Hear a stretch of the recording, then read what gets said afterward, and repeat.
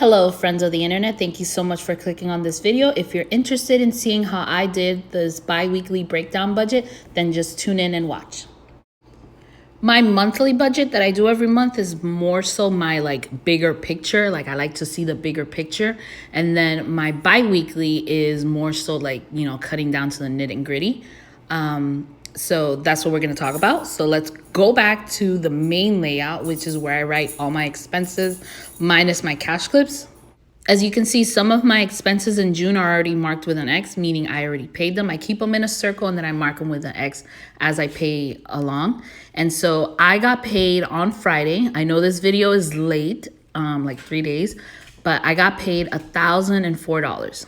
So, it's a little bit more than what I anticipated in my monthly budget. So it's already like $14 more. And so from there, I start looking at what's due before I get paid again. And so I have Valentino, which is my dog.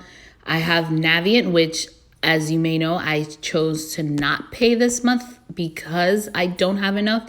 But if I have extra money left over this month, I will apply it to the student loans. And so the concept would be the same for everyone. Like if you get paid more, if you get paid less, you would just write the amount that you got paid, look at your calendar and see what things are due, start subtracting from what you make, and go accordingly.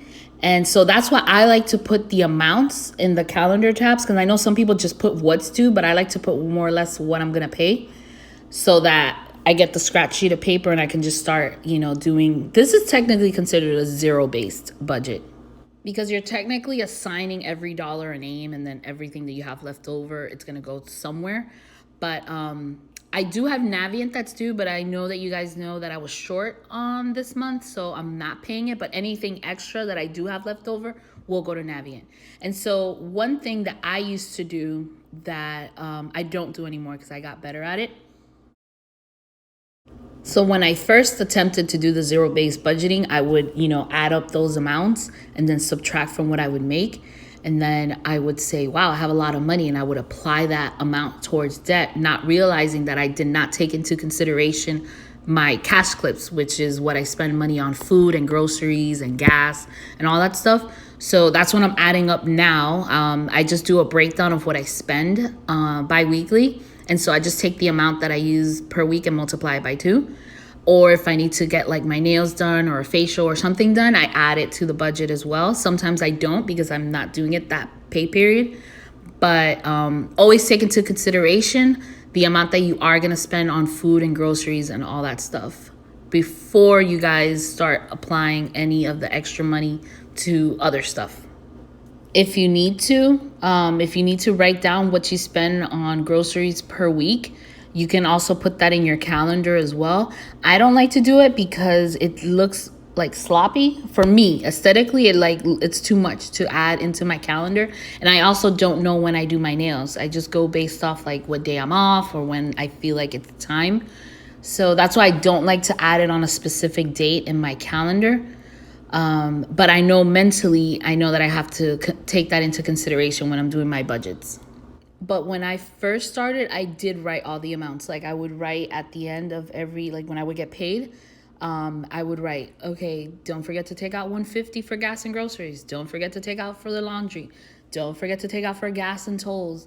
So if you need to do that, do it. But eventually you're going to get on autopilot and this is the amount that I have to take out per week. And so now we are going to add up all the expenses from this bi-weekly paycheck and subtract it from what I actually got paid. And I believe I had $122 left over. With that amount of money left over, you can do a lot of things to it. You can put it towards debt. You can put it towards saving. You can try to see if there's a bill that's due the following pay period that you can maybe pay in advance. I am going to stash it for now in my checking account. And then at the end of the month, if I have any money left over, then I will just make a payment towards Navient. I'm not sure yet. So what I like to do is now check my anticipated next bi-weekly paycheck and see if I have any money left over. So I'm going to show you how to do that now. And so I get paid again June 26th, but I'm going to get paid my hourly and commission check in one. And so that adds up to like almost $2,000. And then from there, I'm going to look at whatever expenses I have past this pay period, which would technically be July's rent and utilities. And so I'm going to subtract it from there. And then remember to also take into consideration your cash clips. And so that is what I'm doing now. I'm adding everything up and making sure that there's like no bills that are due beforehand that needs to get paid. The idea here is trying to assign every dollar a name and trying to be responsible about it and use it towards debt, savings, or any type of goals that you may be going towards. Instead of like seeing $122 and say, hey, I'm going to go out with my friends this weekend and spend money on drinks and overpriced food. I'm just giving an example. Or maybe you want to go on a vacation. You say, hey, that's $122. That will be my like Airbnb expense. So it's just trying to like think of the bigger picture and seeing that like little amount of money that's available and being responsible about it. That's like the main goal. I hope all of this makes sense, but if anything seems confusing, don't hesitate to like comment on the comment section below or message me on Instagram. Make sure to follow me on Instagram. The concept should be the same whether you get paid weekly, bi-weekly, twice a month. You know, you just write down all your expenses on your calendar. When you get paid, do the math, subtract your money that you have left over, use it towards a goal or something meaningful like paying off your debt or saving for retirement.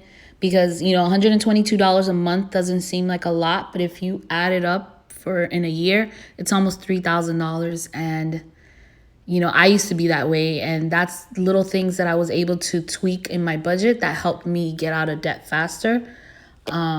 It helped me think of the bigger picture. You know, $122, I told myself that's my annual Netflix subscription in 1 month, you know. And so, yeah, hopefully this makes sense to all of you.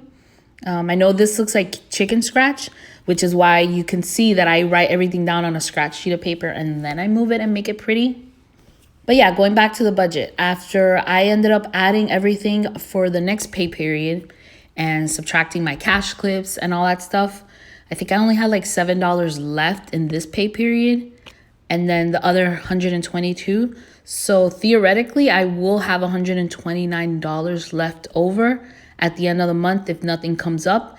And if I do, then that $129 will go towards my Navient bill, which is, I think my smallest one is $997. So that will bring me down to like $800 and some change, and hopefully closer to paying off another student loan.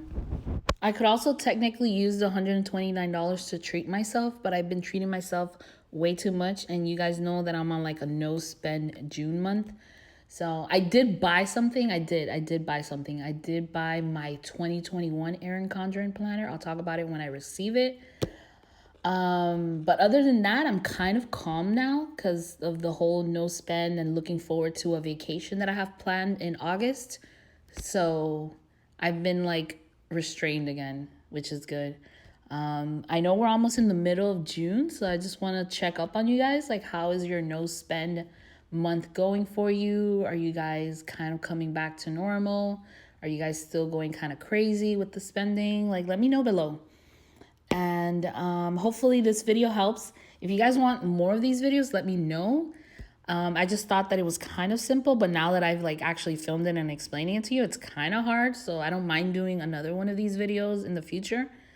But yeah, don't forget to like and subscribe to my channel and leave a thumbs up. It really helps me to get views and maybe hopefully monetize this channel so that I can like get out of debt faster, so that, you know, so if you want to support me and Tino, my dog, that would be great. I forgot about my cash clips. So I just take the amount of money, you know, and then I fold it in half and then I get my little clip and I clip it. Some of my cash clips are empty because I already spent the money or I'm not going to spend money that week on it. Like my Blow Money, my beauty one is empty because I did my nails before I filmed this video. And so that's what I do. And I just get little clips. I print out a pretty font and put some tape over it. And that's what I do. I personally like to do this because envelopes are too scary for me. I feel like I'd lose them. And you have to keep like rebuying it and putting tape over it because they get bent. At least these last. But yeah, that is my bi-weekly budget breakdown. Hopefully this helps. Thank you guys for watching.